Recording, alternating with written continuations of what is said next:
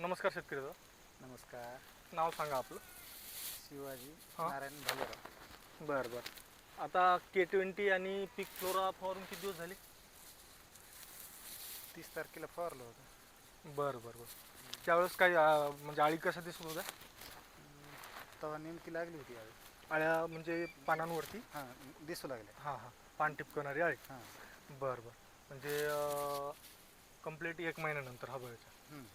बरं बरं. आता फवारणी करून जवळपास 16 दिवस झाले. आज 15 आहे ना? हो. 16 दिवसात अळीचा प्रादुर्भाव वाटला? नाही, कुठंच नाही.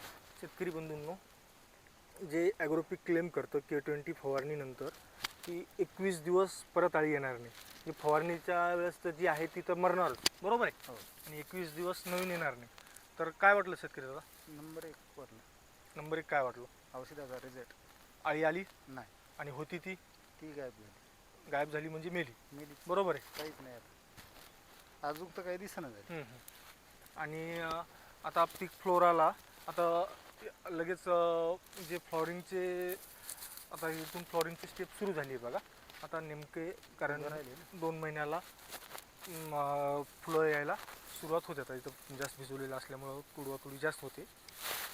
तर K20 आणि पीक फ्लोरा शेतकऱ्यांनी बिंदास फवारायला पाहिजे का? हां, फवारणी घ्यायचीच आता 4 दिवसाला. परत आता ही दुसरी फवारणी पीक फ्लोराची फ्लॉवरिंगसाठी ब्रँचेससाठी घेणार आहेत तुम्ही, बरोबर आहे. हो. आणि K20चे हे कसे वाटले रिझल्ट? म्हणजे शेतकऱ्यांनी तुमच्या विश्वासावर फवारायला पाहिजे का? नंबर 1 आहे तो रिझल्ट. बरं बरं. बिंदास फवारायला पाहिजे. एकदा पूर्ण नाव सांगा.